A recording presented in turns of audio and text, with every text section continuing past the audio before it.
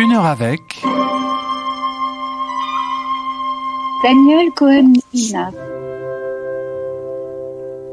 Une émission de Frédéric Casadessus.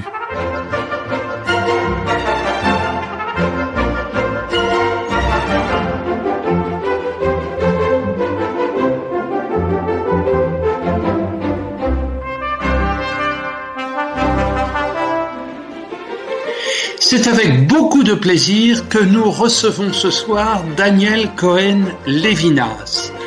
C'est une femme psychanalyste, une femme musicologue et une femme qui publie un certain nombre d'ouvrages, parmi lesquels certains nous ont déjà intéressés, puisque nous avons eu le plaisir, voici quelques mois, d'interviewer Philippe Capelle-Dumont à l'occasion du livre qu'il avait conçu avec notre invité Daniel Cohen-Lévinas, livre qui s'intitule « Judaïsme et christianisme dans la philosophie contemporaine ». Ce soir, nous recevons Daniel Cohen-Lévinas à l'occasion de la parution d'un ouvrage intitulé « L'impardonnable », édité aux éditions Lucer.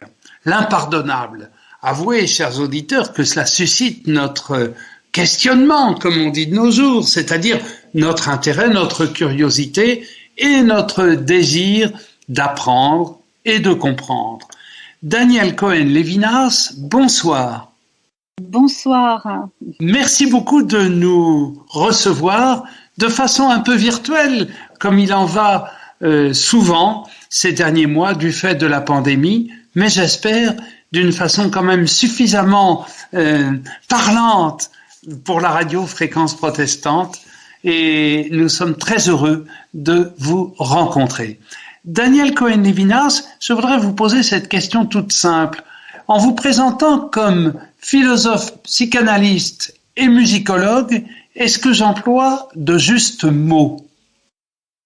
Alors d'abord, je tiens à vous remercier de m'avoir convié à participer à votre très belle émission. C'est pour moi une joie et un honneur. Merci. Pour vous répondre, vous faites de très très belles émissions. Vous avez cité celle que vous avez fait avec mon collègue et ami Père Philippe Capelle-Dumont autour d'un ouvrage qui nous a occupés pendant de nombreux mois, voire de nombreuses années, sur un sujet très névralgique qui revient par une autre porte dans l'impardonnable, à savoir la question du judaïsme et du christianisme. Alors pour répondre précisément, autant que je puisse le faire à votre première question, est-ce que je me reconnais dans cette triade philosophe, musicologue et psychanalyste? Je dirais que je me reconnais par rapport à mon engagement, mon implication dans l'existence, ma formation, mes prérequis dans le binôme musique et philosophie, qui celui-ci est tout à fait insécable. Quant à la dimension psychanalytique que j'évoque très peu, et je suis agréablement surprise, au fond, que vous l'ayez détecté ou trouvé dans l'une de mes notes biographiques. En définitive, je crois que lorsque l'on travaille, lorsque l'on est musicologue, et avant d'être musicologue, on a parcouru pendant des années, on a travaillé la musique pendant des années, on est confronté à une langue qui ne se transmet pas dans la communication. Ce n'est pas la même chose qu'en psychanalyse, si vous voulez. Au fond, c'est la même langue, et le psychanalyste use de la même langue lorsqu'il va acheter son pain que lorsqu'il il s'adresse ou lorsqu'il a un analysant en face de lui. Et la langue musicale est une langue si cryptée qu'elle recèle aussi ce qu'on pourrait appeler l'énigme du sens. Je ne dirais pas qu'elle a son inconscient, la musique, mais elle a ces zones qui nécessitent d'être objectivées, d'être révélées, et par conséquent, elles nous apprennent beaucoup sur nous-mêmes. Et donc, le langage musical s'accompagne d'émotions. Déjà, ce sont là deux strates très différentes, je suppose, non ? Oui, mais si vous voulez, ça réveille. Vous parlez des zones, ça réveille les régions des affects, Ah, véritablement. Et ça peut réveiller aussi les affects douloureux, les traumas, comme aussi les affects les plus heureux. Et la question de la philosophie s'est très vite posée pour moi. Donc en termes, je suis spécialiste de philosophie allemande et de phénoménologie, y compris post-phénoménologie française. Et par conséquent, la question de la chose même, c'est-à-dire du rapport au monde, du rapport à l'existence, du rapport à autrui, à l'altérité, et par conséquent, qui dit altérité ne dit pas l'héroïsme de l'être humain, ne dit pas toujours sa robustesse, ne dit pas des concepts, si vous voulez, qui ne prennent pas en considération la vulnérabilité de l'existence. Et par conséquent, la philosophie, et aussi la philosophie juive, sur laquelle je travaille beaucoup, la philosophie pour moi est une approche de l'humanité de l'homme dans ses composantes à la fois sublimes, mais justement, je ne veux pas recourir à un terme métaphysique ou idéaliste. Dans ses composantes, j'allais dire, réelles, concrètes, c'est-à-dire dans son existence. Et il se trouve que son existence est parfois traversée par des désastres historiques et par des souffrances, et l'impardonnable rend compte également de cette dimension de souffrance. Donc, je suppose. Oui. ce billet. Voilà. Alors, Daniel Cohen-Lévinas, je suppose que lorsque vous étiez enfant, vous n'usiez pas d'un vocabulaire spécifique pour décrire votre rapport au monde. Donc, si vous me le permettez, j'aimerais vous poser quelques questions sur votre vie, votre enfance, d'autant plus que votre livre, L'Impardonnable, est dédié à la mémoire de votre père, Yehuda Cohen, qui était né en 1927 et qui est mort en 2017. Alors, quelles sont vos origines géographiques, s'il vous plaît? Mes origines géographiques. Géographiques. Où êtes-vous né? Dans quelles circonstances? Quelques questions toutes simples. Oui, je ne me définis pas personnellement par mes origines géographiques, mais disons, moi, je suis née j'allais dire tout trivialement, dans une ville que j'adore, qui s'appelle Paris. Eh bien voilà, vous voyez, moi je suis né à Boulogne-sur-Seine, qu'on appelle aujourd'hui Boulogne-Billancourt. Et c'est ça que j'appelle les origines géographiques, ne vous méprenez pas. Oui, et j'ai habité d'ailleurs 10 ans à Boulogne-Billancourt, qui est un endroit que j'aime beaucoup également. Donc moi je suis née à Paris, issue d'une famille, on va dire, du côté de mon père juif, séfarade, donc dont toute la famille, enfin, je dirais que l'héritage est celui d'une Espagne du Sud qui a été fracturée en 1492 avec beaucoup de migrations. Et du côté de ma mère, c'est un peu plus complexe. C'est à la fois l'Europe centrale et y compris la région du Maghreb entre l'Algérie et le Maroc. Donc j'ai des origines doubles par ma mère, à la fois ashkénaze et séfarade, et j'ai des origines stricto sensu judéo-espagnoles du côté de mon père. C'est pour ça que ma question vous a un peu, j'allais dire, votre réaction m'a laissé penser que ma question vous agaçait, alors qu'elle était plutôt fraternelle et chaleureuse. Hein. Non, pas du tout. Je me reconnais, je ne me définis pas de cette manière-là, mais je me reconnais pleinement dans ces doubles et triples et complexités identitaires et d'héritage. Bon, alors vos parents, puisque vous avez évoqué leur mémoire familiale, enfin leur histoire familiale respective, quelles étaient leurs passions, leur vie? On espère quand même que leur vie n'a pas été trop tragique, étant donné que évidemment l'Europe a été traversée d'un traumatisme incommensurable qu'a été la Shoah. Écoutez, mes parents, mon père était un artiste, un styliste, tailleur, modéliste, qui a fait ses études en France, envoyé par son père en France, à Paris, parce qu'il était très talentueux pour faire cette école-là en 46, donc au lendemain de la guerre, et dans un Paris finalement, et dans une France, dans une Europe où on ignorait tout ce qui s'était passé, on ignorait l'existence des chambres à gaz, on ne connaissait pas les détails de l'extermination, on ne connaissait pas, et donc dans un Paris qui pratiquait au fond la loi du silence. Et puis il est retourné en Algérie, exercer, et la guerre a éclaté. La guerre d'Algérie a été aussi un schisme, la guerre coloniale. Et donc mon père a exercé ce métier. C'est vraiment un artiste à la base, et c'est aussi quelqu'un qui a été comme toutes les familles juives, et comme je dirais la population juive qui vivait dans cette ville en particulier d'Algérie, qui s'appelle Tlemcen, qui est équivalent, si vous voulez, on l'appelle la Jérusalem du Nord, la Jérusalem du Maghreb.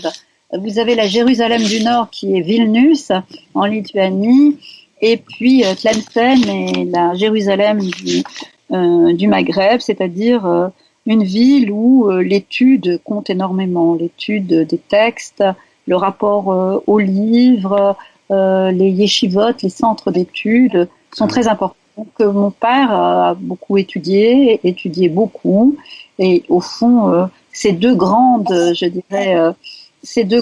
passions, l'art du tissu, je peux l'appeler comme ça. Mon père avait un amour pour les tissus, pour les formes, pour les modèles qu'il inventait, etc. Et pour le faire aussi, pour l'artisanat, pour le fait d'élaborer, si vous voulez, lui-même aussi les choses. C'était à la fois un artisan et un artiste. Et puis aussi pour l'étude qui a pris beaucoup le dessus. Beaucoup. Une étude ouverte sur le monde. Moi, j'ai connu un judaïsme qui n'était pas un judaïsme communautaire, replié. J'ai connu un judaïsme, j'allais dire, très universel et toujours en dialogue avec les amis chrétiens, catholiques et protestants. Ce dialogue a toujours été constitutif de mon éducation. Diriez-vous que c'était donc un tissu intellectuel et spirituel? Tout à fait. La métaphore convient tout à fait. J'ai été très marquée par ce rapport à la matière, comme le rapport également à presque la sanctification du rapport au livre, la notion de livre, et le fait aussi que finalement c'est peut-être le dernier sujet que le juif emporte avec lui, c'est-à-dire qu'au fond mes parents qui avaient connu l'exil ont tout laissé, mais ils ont emporté avec eux ce livre, à la fois extérieurement et intérieurement. On porte le livre en soi et hors de soi.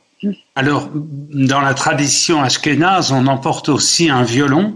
Est-ce que la musique est venue à vous par le biais de vos parents ou bien par un concours de circonstances personnelles? Par le biais de mon père. Alors, ma mère était vraiment une intellectuelle, une femme qui adorait les études et qui a été, comme vous voyez, ce que je raconte, c'est à la fois des choses banales et des choses marquantes pour cette génération. Elle a été interdite, si vous voulez, les lois contre les Juifs en Algérie interdisaient aux Juifs de suivre aussi des études, donc elle a beaucoup souffert de ça, et au fond elle s'est formée seule, elle a suivi des cours, elle a beaucoup lu, et elle a mis un point d'honneur à ce que ses enfants, en l'occurrence mon frère, son fils et moi, nous fassions vraiment des études, que nous accédions à cette possibilité de la connaissance, et la France a représenté cet espoir, cette promesse, cette terre où chacun pouvait accéder à ce mérite sans différence de classe, de religion et de statut social. Et ça, c'était très, très, très important pour mes parents, l'Algérie était française, donc mes parents étaient de nationalité française. Oui, par le décret Crémieux, évidemment, on peut le rappeler à nos auditeurs.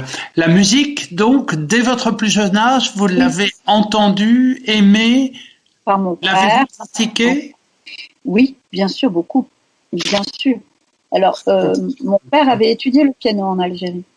Oui. Et jouait très très bien le jazz. C'était un improvisateur.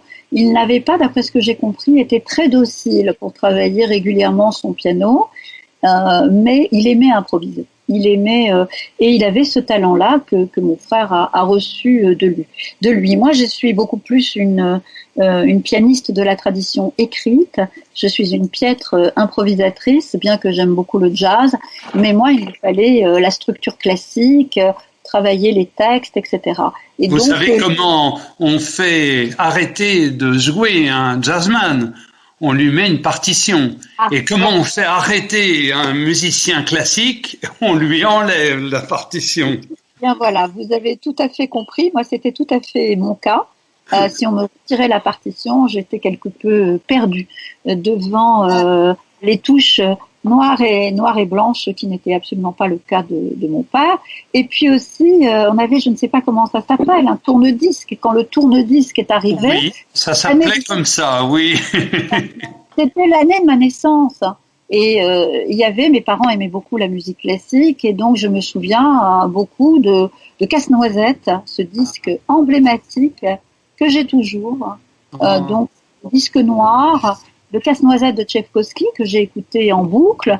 J'ai écouté l'ouverture d'Egmont en boucle. Vous savez, c'était ces disques où sur un même disque, on regroupait différents compositeurs, différentes extraits. Oui, quelques extraits ou une anthologie, en tout cas. Oui. Exactement. Voilà. Alors, le Sacre du Printemps aussi, qui m'avait totalement bouleversée, que je ne comprenais pas. Mais je me souviens d'avoir eu des écoutes enfants, des écoutes obsessionnelles. C'est-à-dire où j'avais besoin de réécouter et de réécouter encore, plus l'étude du piano, et qui a été évidemment, mais j'ai voulu... je vous confie quelque chose qui n'est pas un secret. Je m'orientais, j'aurais souhaité être pianiste et philosophe, pas du tout musicologue. J'ai fait de la musicologie un peu par accident, je ne le regrette pas, tout simplement parce que j'étais une bonne musicienne, mais je n'étais pas une pianiste inoubliable. Et ce métier-là, il faut vraiment être, surtout pour le piano, il faut vraiment avoir des dons, et surtout, on ne peut pas se jeter dans une carrière de pianiste sans avoir un talent exceptionnel. Et donc, mes parents... C'est à la fois une belle preuve d'ambition et d'humilité que d'avoir fait ce choix de rester fidèle à la musique, mais avec un pas de côté. Instrumentalement, j'ai été rappelée, même si j'ai poussé l'étude de l'instrument très loin, j'ai été rappelée à mes limites face à l'éventualité d'une vie professionnelle. Donc j'ai beaucoup accompagné des chanteurs, des danseurs, des instrumentistes. J'ai beaucoup gagné ma vie dans des conservatoires, ici et là, en donnant des cours de piano. Le piano m'a toujours accompagné. Vous parliez du violon. Le violon ashkénaze, on va dire, de la tradition centrale est revenu, bien sûr, pour mon fils, voilà, qui est violoniste et pianiste. Ah, bravo. Alors, restons à Paris, puisque là, nous sommes passés de l'Algérie de vos parents à votre enfance parisienne. Donc, vous apprenez le piano, vous jouez du piano, vous voulez devenir pianiste professionnel. Finalement, vous bifurquez vers la philosophie. Alors, je laisse nos auditeurs, j'allais dire, chercher les correspondances secrètes ou tout simplement affectives qui peuvent exister entre le monde de la musique et le monde de la pensée. Elles sont innombrables, ces correspondances. Mais pour vous, Daniel Cohen-Lévinas, quelles sont les correspondances qui ont été les plus importantes et qui vous paraissent encore aujourd'hui suffisamment fondamentales pour expliquer non seulement votre parcours, Mais votre pensée? Alors, ce n'est pas le mot correspondance qui m'a guidée. D'accord. Qui, pendant des années, si vous voulez, c'était plutôt une tension, c'est-à-dire la difficulté de choisir.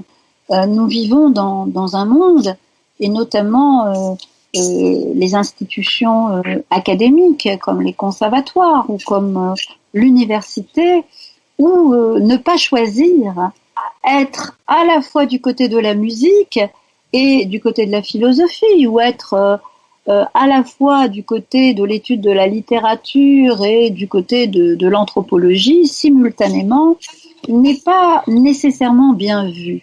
Et c'est aussi des années, non pas de difficultés, mais d'intenses activités, de travail intensif, parce que la musique est une discipline, vous le savez mieux que personne, est une discipline très prédatrice qui nous prend beaucoup, qui est très exigeante, qui exige une régularité.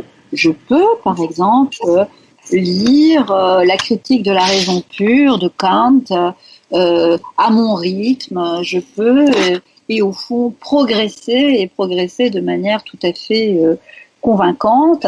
Je peux lire un jour sur deux, voire 2 fois par semaine, faire un travail philosophique. Et au fond, je ne sollicite pas les jeunes philosophes apprentis à faire ce que je dis. Mais je dis que ça n'a pas d'incidence sur le long terme. Un musicien professionnel ne peut pas s'autoriser à ne pas travailler régulièrement. Il ne peut pas se dire cette semaine je vais me reposer. Voilà. Donc là, si vous voulez, l'exigence, je dirais même physique, du travail instrumental, au fond, ne m'a pas laissé le loisir de me dire, dans un premier temps, quelles sont les correspondances. Il se trouve que entre mon père et ma mère, si vous voulez, j'aimais les études. Et surtout, il y avait dans la musique, je voyais bien que les questions que je me posais quand je travaillais, d'abord j'étais très attirée, je voulais savoir comment c'était fabriqué. Je voulais comprendre ce que je lisais et ce que je jouais. Y compris donc le texte musical. Vous cherchiez à comprendre la structure d'une œuvre plus que vous ne souhaitiez la jouer. Si je souhaitais la jouer, mais je souhaitais aussi et tout autant la comprendre. On va appeler ça de l'analyse, c'est-à-dire voir tous les prérequis en harmonie, en analyse, pour comprendre l'évolution des langages et des formes. Et ça, si vous voulez, ça ne trompait pas, ça n'a pas trompé mon professeur de piano qui m'a dit « tu devrais aussi faire de la musicologie, préparer les concours au conservatoire, etc. » J'étais aussi fascinée par les problèmes que pose l'interprétation. Et au fond, les correspondances, elles sont arrivées dans un second temps. C'est-à-dire, quand vous faites des études et de philosophie et de musicologie et que vous êtes au conservatoire, quand vous travaillez une œuvre de Bach et que parallèlement vous lisez du Fichte ou vous lisez du Kant, ce sont des contemporains. Vous voyez, ce sont des contemporains. Quand vous lisez Hegel et que vous travaillez Beethoven est le contemporain de Hegel. Et donc, c'est par ce biais-là, si vous voulez, si on parle de... quand j'ai lu Phénoménologie de l'esprit de Hegel, eh bien, j'ai compris ce livre en travaillant, en écoutant Beethoven. J'ai compris qu'est-ce que c'était la phénoménologie, la quête de l'esprit absolu en travaillant sur Beethoven. C'est-à-dire que souvent, les questions philosophiques, je ne dis pas les réponses, mais les sollicitations ou les perceptions ou la sensibilisation à certains concepts, eh bien, c'est dans la musique que je les ai trouvés. Mais dans un premier temps, de manière totalement empirique. En fait, il y avait peu de personnes de ma génération qui étaient à la fois au conservatoire et à l'université, faisant à la fois des études de musique et de philosophie. Donc, là, c'est très émouvant quand vous citez Hegel et Beethoven, parce que on se dit voilà une autre clé d'interprétation du compositeur, mais aussi sans doute voilà une autre interprétation du philosophe. Si on faisait écouter Beethoven par les étudiants de philosophie, cela leur ouvrirait peut-être d'autres portes, non? Mais c'est ce que je fais depuis des années. Dans mon enseignement à la Sorbonne, j'ai un cours qui s'appelle « Qu'est-ce que les philosophes pensent de la musique ?» Et inversement, on travaille aussi, mes étudiants en musicologie, on travaille des textes de philosophes et il y a beaucoup d'étudiants philosophes qui assistent à ce cours. Si vous voulez, au fond, mon parcours également en tant que professeur, mon profil est celui-là même qui a été retenu lorsque j'ai été chercheur au CNRS pendant quelques années et ensuite professeur à la Sorbonne. Il y avait je suppose que nos auditeurs le connaissent et je suis sûr que vous l'aimez, Nathan Milstein se définissait comme un violoniste talmudique parce que, disait-il, je peux jouer une même œuvre de 5-6 façons différentes et en changer constamment. Mais c'est ça, c'est tout à fait ça. Mais au fond, c'est vrai que si je suis tout à fait honnête, bien sûr qu'il y a des différences de contenu, il y a des différences de langue, il y a des différences méthodologiques et puis de champs disciplinaires. Et là, il faut être tout à fait exact et professionnel dans ces différents champs.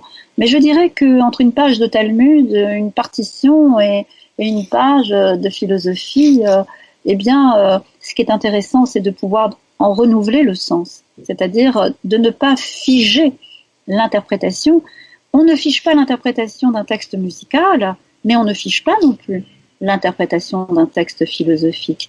Il vous parle toujours, il recèle toujours des nouveautés quand on l'approche selon les approches et selon les moments. Je découvre toujours, c'est comme si je reviens à Phénoménologie de l'esprit, je pourrais citer un autre texte, mais ça c'est un très très grand texte. Je le redécouvre toujours, ce texte-là, et je suis toujours aussi émue à chaque fois que je le relis. Et on pourrait le dire tout autant d'une œuvre littéraire. Les grandes œuvres, au fond, ont cette capacité de vous nourrir et de vous nourrir encore, et vous n'avez pas épuisé le sens. Et ça, c'est... Daniel Cohen-Lévinas, vous publiez donc aux éditions du Cerf L'Impardonnable. J'aimerais que nous parlions de ce nouvel ouvrage et que nous amorcions la conversation à son sujet par la figure de Martin Luther, qui occupe une part importante de votre réflexion. Alors, tout d'abord, quand même, on m'a appris à partir du général pour aller au particulier. Donc, quel est le mouvement d'ensemble de ce nouveau livre, Daniel Cohen-Lévinas? Le mouvement d'ensemble, eh bien, il est, vous venez de l'évoquer en citant Luther, le mouvement d'ensemble est en quelque sorte de prendre un point de départ qui n'est pas arbitraire. On pourrait remonter bien sûr plus loin que Luther, mais c'est un point de départ en Europe tout à fait considérable et d'interroger au fond cette résistance que notre civilisation a exprimée en divers moments, en divers endroits, à différentes situations, face à la question du judaïsme et de l'être juif, ce que Sartre a bien voulu appeler dans la continuité de Marx, par exemple, la question juive, c'est-à-dire pourquoi la figure du juif pose-t-elle incessamment problème? Qu'est-ce qui fait problème dans la figure du juif? Alors j'avais travaillé il y a quelques années, nous avions travaillé ensemble, le père Antoine Guggenheim et moi-même, nous avons publié au Seuil un énorme travail collectif qui fait 700 pages, qui s'appelle « L'antijudaïsme à l'épreuve de la philosophie et de la théologie. Et donc, mais c'était l'anti-judaïsme, c'est-à-dire que nous nous étions arrêtés avant le tragique de la Seconde Guerre mondiale, de la Shoah. Justement, nous avions tenté, je dis bien tenté, de discuter la possibilité d'une différence entre l'anti-judaïsme et l'antisémitisme. Et donc c'était déjà pour moi une entrée considérable dans cette question de la persistance, de la pérennité de l'antisémitisme, de l'anti-judaïsme et du fait que le juif représente dans notre civilisation à la fois un point d'aveuglement, un impensé et en même temps un point de résistance qui n'est pas assimilable. C'est comme si on disait aux Juifs, eh bien tu vas rester à l'extérieur et tu rentreras dans la pièce, dans notre monde, dans notre société, dans nos nations, dans nos États, quand nous t'en donnerons l'autorisation. Alors, en vous lisant justement Daniel Cohen-Lévinas, je pensais au film de François Truffaut, Le Dernier métro, que vous avez sans doute vu, à l'intérieur duquel se situent des scènes... Catherine Deneuve, oui. Oui, j'y viens. À l'intérieur duquel se situent des séquences passionnantes dont une grande partie du dialogue a été écrite par le dramaturge Jean-Claude Grimbert.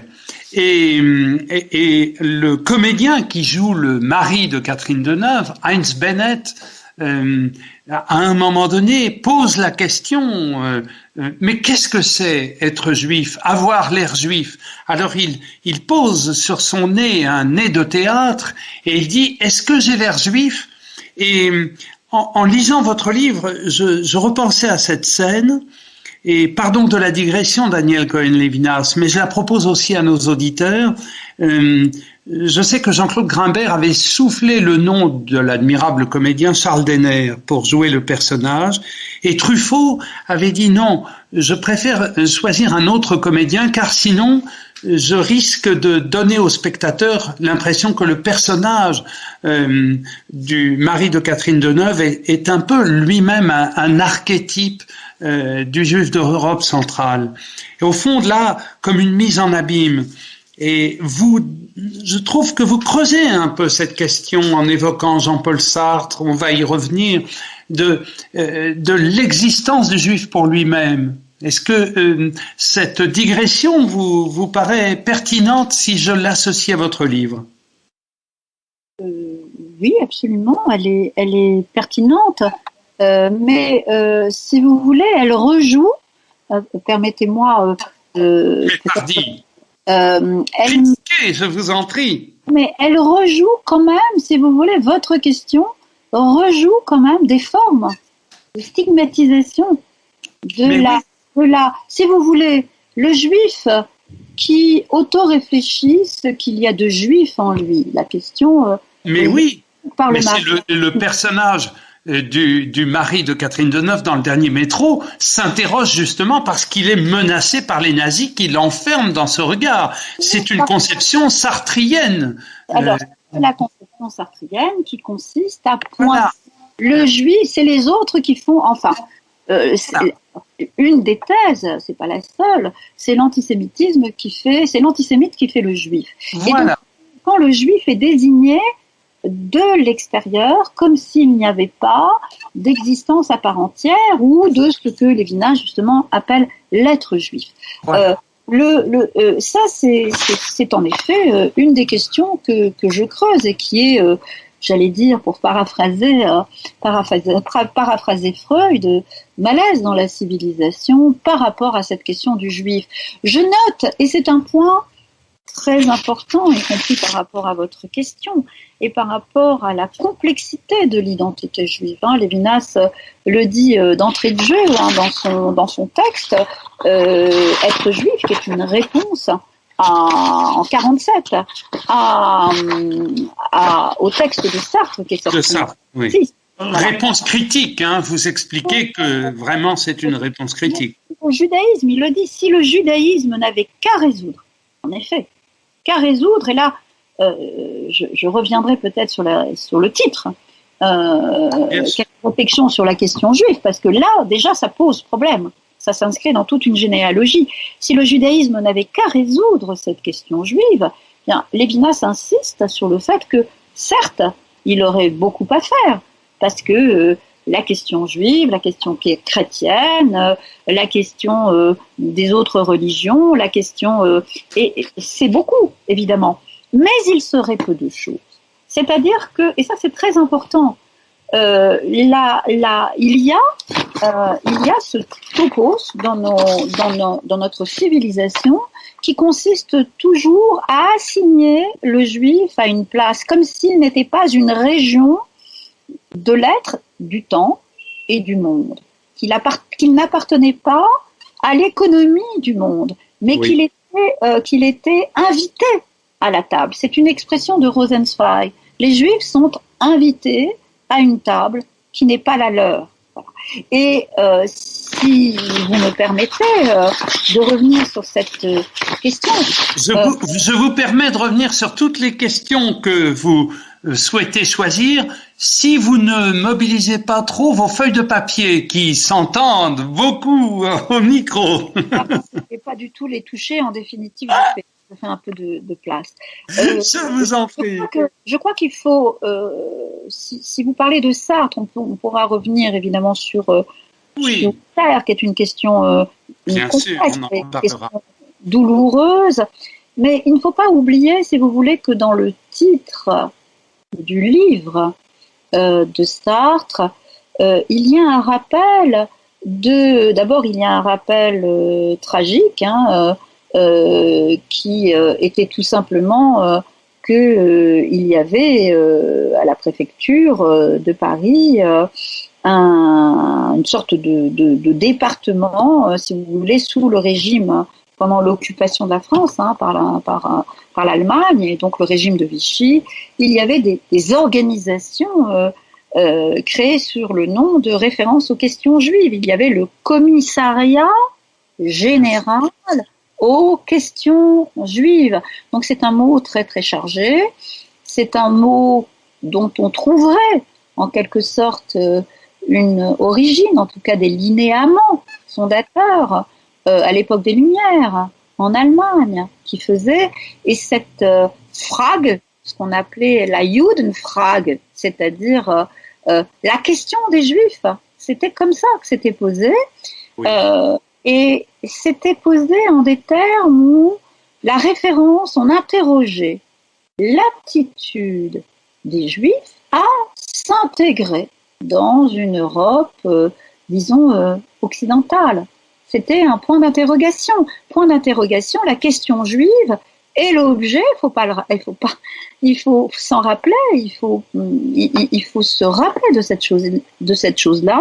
C'est l'objet des questions que Napoléon Ier va déposer sur la table de l'Assemblée des notables. Napoléon souhaitait savoir, en effet, si l'intégration de ce qu'on appelait les Israélites de France posait ou non problème. C'était une question. Alors, à cette époque-là, ils ont répondu non, ce n'est pas un problème, mais on a ouvert les Israélites de France au grade de commandement militaire, par exemple. Mais donc, si vous voulez, cette question, qui était une question d'intégration ou de non-intégration, doit-on intégrer? Les Juifs sont-ils capables de s'intégrer à une société dite laïque, une société chrétienne? Il ne faut pas oublier que lorsque la constitution de l'Europe s'est posée, il allait de soi que les racines de l'Europe étaient chrétiennes, et même pas judéo-chrétiennes. Elles étaient chrétiennes. Alors, en l'occurrence, puisque vous parlez de la France de Napoléon, je serais tenté de dire catholique, puisque le statut des protestants a précédé de quelques années seulement celui des Juifs, et leur destin, leur communauté de destin en France est assez évidente. Vous avez raison. Vous avez absolument raison de préciser que c'est chrétien, mais c'est catholique, en particulier surtout pour la France. Pour la France. En Allemagne, voilà. Alors, C'est... ce mot, si vous voulez, d'une certaine manière, on peut dire qu'il a un peu évolué, c'est-à-dire que il est passé d'une désignation de l'aptitude des Juifs à s'intégrer ou non à quelque chose qui porte davantage sur l'essence, sur la nature essentielle des Juifs. Et là, ça a basculé, j'allais dire, d'un côté, ça, si vous voulez, ça a pris un tournant un peu dramatique. Et ce tournant, au fond, eh bien, il s'était déjà joué antérieurement aux Lumières chez Luther.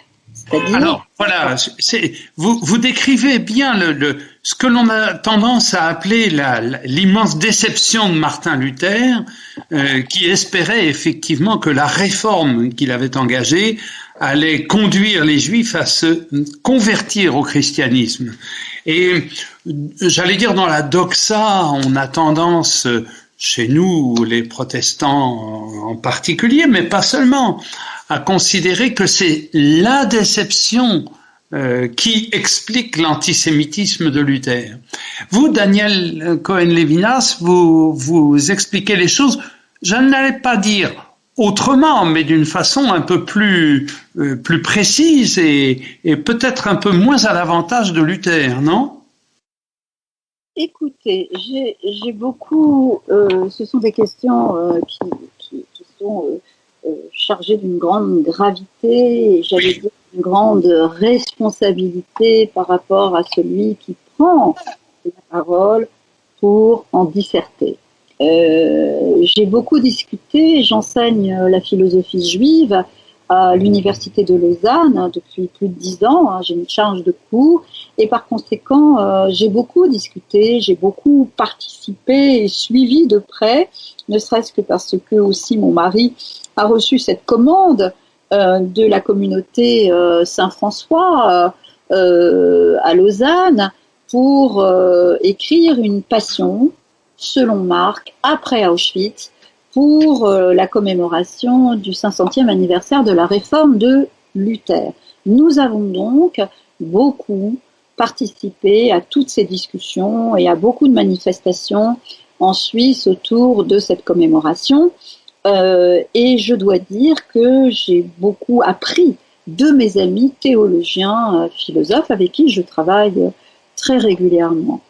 Alors, je crois que, et je le dis vraiment avec beaucoup de déférence, beaucoup de respect, beaucoup de recul, je crois, et d'un point de vue, j'allais dire vraiment historique, je crois qu'il n'y a aucun doute possible. Le temps de la, comment dirais-je, de la bienveillance pour dire qu'il y a un premier Luther, un Luther qui voulait absolument, etc. Le temps de cette bienveillance, c'est-à-dire où, au fond, Luther, d'une bienveillance qui prend le motif de la déception comme étant la légitimité du revers, oui. De l'aptitude de Luther envers les Juifs vers la fin de sa vie. Alors, je crois que ça, c'est un argument qui n'est plus acceptable. Ce n'est pas en tant que réflexion sur la question juive que je le pose, c'est en tant tout simplement d'un point de vue historiographique.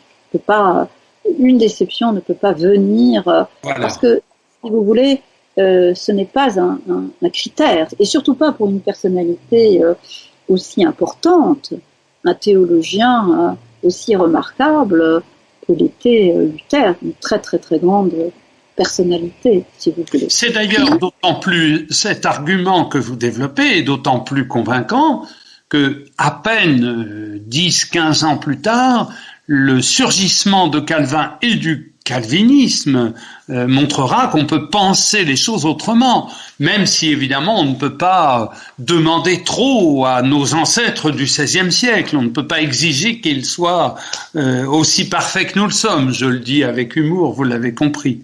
Oui, et puis je pense que c'est une constellation, c'est aussi une constellation. Hein.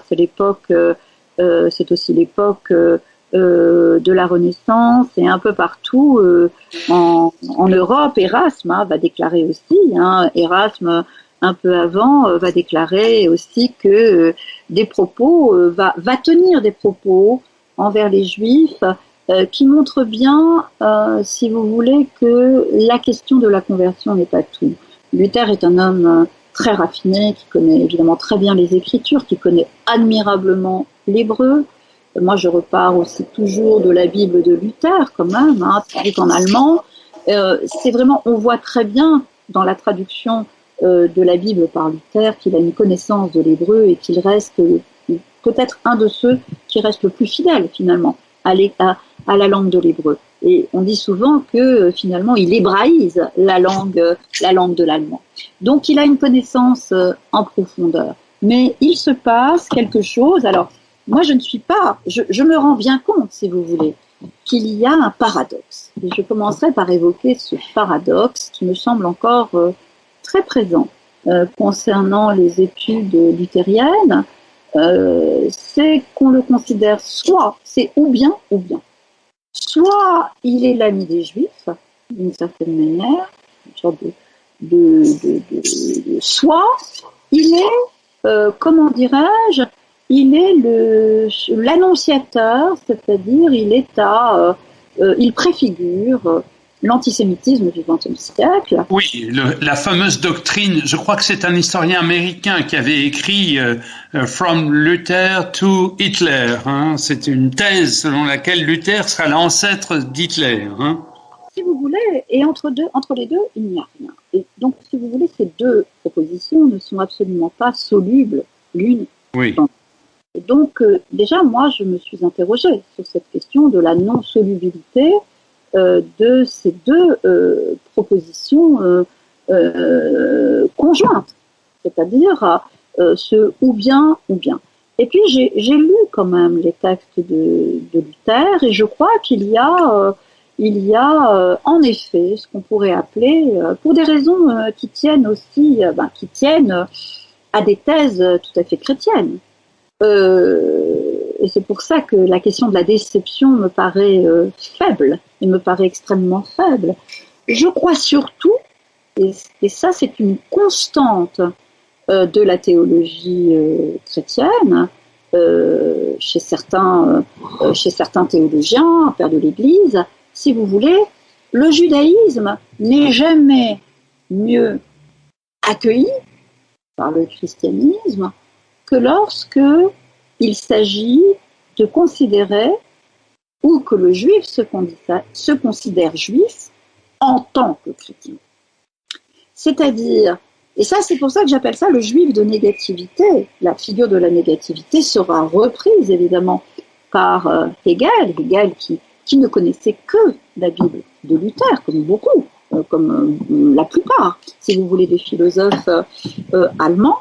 Si vous voulez, c'est un conflit vraiment herméneutique et d'appartenance. Qui sait le mieux interpréter, lire les Écritures? Ce n'est pas la même chose de lire les Écritures, c'est-à-dire ce que les chrétiens appellent l'Ancien Testament, ce que les Juifs appellent légitimement la Bible hébraïque, qui n'est pas ancienne, qui est toujours d'actualité. Ce n'est pas la même chose de lire l'Ancien Testament depuis les évangiles, depuis les conceptions christologiques, et de les lire selon la tradition juive, qui naturellement se prolonge dans le christianisme. Daniel Cohen-Lévinas, votre livre porte un titre qui évidemment saisit lorsqu'on le voit, l'impardonnable. Alors, hélas, le temps file et m'oblige à vous poser les questions maintenant à ce sujet. Bien. Parce que évidemment, on se dit comment il y a des choses impardonnables. Alors, il nous reste peu de temps, hélas, mais ce peu de temps, j'aimerais qu'on le consacre à cette question de l'impardonnable. Vous évoquez notamment les critiques que le philosophe Jacques Derrida formulait à l'égard de notre époque, qui a l'air de s'excuser tout le temps, mais au fond qui le fait comme Rubempré, c'est-à-dire chaque fois qu'on s'excuse, c'est une façon d'éviter le fond de l'affaire, et c'est une façon de tout effacer et de recommencer de nouveau à faire n'importe quoi. Est-ce que je comprends un peu le sens de votre démarche, Daniel Cohen-Lévinas? Vous l'avez parfaitement comprise depuis le début. Vos questions vont au cœur des problèmes et de ce que j'essaye très modestement de dire. Ce sont des questions tout de même qui ne se laissent pas capter aussi facilement. Alors, vous faites référence au chapitre que j'ai précisément intitulé L'impardonnable et qui donne titre à mon livre consacré au séminaire sur le pardon de Jacques Derrida, 1997-1998. J'ai assisté à la première année de ce séminaire, je le rappelle dans mon livre. Alors, oui, le XXe siècle est un siècle de pardon, c'est-à-dire tout le monde demande pardon à tout le monde, peut-être pas individuellement, mais disons que les nations, les États, les institutions juridiques, tout semble porter une responsabilité et exprime cette responsabilité en demandant pardon. Personnellement, je trouve que c'est très important. Je ne crois pas du tout qu'il faille tourner en dérision. C'est pas des tentatives. Lorsque Jacques Chirac reconnaît la faute, reconnaît la responsabilité du gouvernement de Vichy, c'est très important. C'est extrêmement important. Lorsque l'Allemagne reconnaît sa responsabilité par rapport à Guernica en Espagne, c'est extrêmement important. Lorsque l'Allemagne, elle le fait depuis des nombreuses années, si vous voulez, porte témoignage de sa propre responsabilité par des éléments d'archives, par des films diffusés quasiment chaque soir sur les télévisions, etc. Alors, certes, il y a une saturation, les nouvelles générations n'en peuvent plus de devoir, si vous voulez, reconnaître la culpabilité des aînés, mais c'est extrêmement important. Et si vous voulez, mon différence, avec beaucoup de différence encore, parce que c'est une immense personnalité, mais ce que j'essaye de pointer dans ce chapitre consacré à Derrida, c'est la nécessité justement, et ça, je me réfère évidemment à la tradition juive. D'abord, pour qu'il y ait pardon, il faut qu'il y ait deux interlocuteurs, deux instances. Hein. Il faut qu'il y ait la victime, et parfois, eh bien, la victime n'est plus là pour recevoir ce pardon. Et donc, et on sait très bien, je cite Celan, que nul ne peut témoigner pour le témoin, mais il y a les familles des victimes, et il y a, si vous voulez, ceux qui restent, ceux qui ont survécu. C'est un gros problème aujourd'hui, on le voit, l'affaire est quasiment d'actualité avec le drame de Sarah Halimi. Je ne rentre pas dans les considérations pour savoir si le droit a raison, s'il n'a pas raison, mais c'est ce qui se joue derrière. C'est l'attente de réparation. Et pour qu'il y ait réparation, il faut déjà qu'il y ait reconnaissance de la faute, de l'erreur, de l'égarement. Et ça, c'est très important. Et Derrida a l'air de dire que, au fond, est-ce que c'est le plus important ? Et pour Jankélévitch, c'était capital. Alors, y a-t-il... Au point que je crois que Jankélévitch refusait même de lire des philosophes allemands après 1945. Il a dit ça.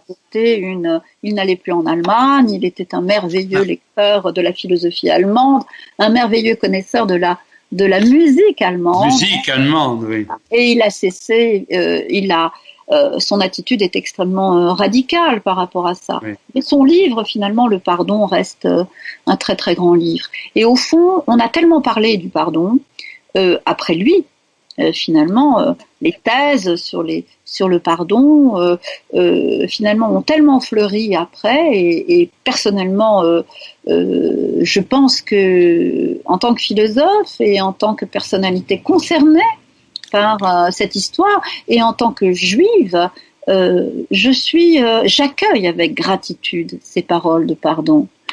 Mais quand, au fond, de dire que ça ne sert à rien, non, ça ne sert pas à rien. C'est que le problème, ce n'est pas la faute des personnes qui demandent pardon. On peut avoir commettre, et ça dans la Bible, même Caïn fait ce qu'on appelle teshuva, c'est-à-dire il est épargné parce qu'il a compris sa faute. Vous voyez ? Et donc, Ésaü, non. Ésaü, c'est la figure, Amalek aussi, dont je parle dans mon livre. Mais Caïn qui a tué son frère Abel, finalement, voilà, tout de même, si vous voulez. Donc, il ne s'agit pas de refuser le pardon. Mais l'impardonnable est là pour mettre des limitations à un pardon qui, au fond, ne serait pas une réparation. Et au fond, la question du pardon, sans la question de la justice, c'est-à-dire sans la question de la réparation, est un problème. Et donc, c'est là-dessus aussi que porte, c'est une réflexion très difficile, mais c'est là au-dessus. Et la question de l'impardonnable est possible. On peut ne pas pardonner. Et j'évoquerai très rapidement cette leçon talmudique que Lévinas commente de ce grand rave qui avait des disciples, et puis il commence son cours, un disciple arrive en retard, il reprend au début, un deuxième disciple arrive en retard, il reprend au début, un troisième disciple arrive en retard et il ne reprend pas au début. Un disciple qui s'appelle Rav Hanina en conçoit une blessure et une offense qu'il ne parvient pas à pardonner. 13 années durant, le grand Rav se présente la veille de Yom Kippour pour demander pardon et le pardon est refusé. Donc l'impardonnable est une structure du pardon. Merci infiniment Daniel Cohen-Lévinas de cette proposition ultime, et en l'écoutant je me disais voilà, je vous ai posé des questions, vous avez répondu aux questions, mais en ouvrant d'autres questions, ce qui nous ramène évidemment à l'antique histoire amusante de Moïse qui va voir son rabbin. Pourquoi me réponds-tu toujours à mes questions par d'autres questions? Et le rabbin dit oui, pourquoi? Eh bien, merci beaucoup Daniel Cohen-Lévinas. Je rappelle le titre de votre livre, L'impardonnable, paru aux éditions du Cerf, et j'espère que nos auditeurs auront le désir de le lire et de vous suivre dans les mois et les années à venir. Bonne soirée à tous. Merci infiniment.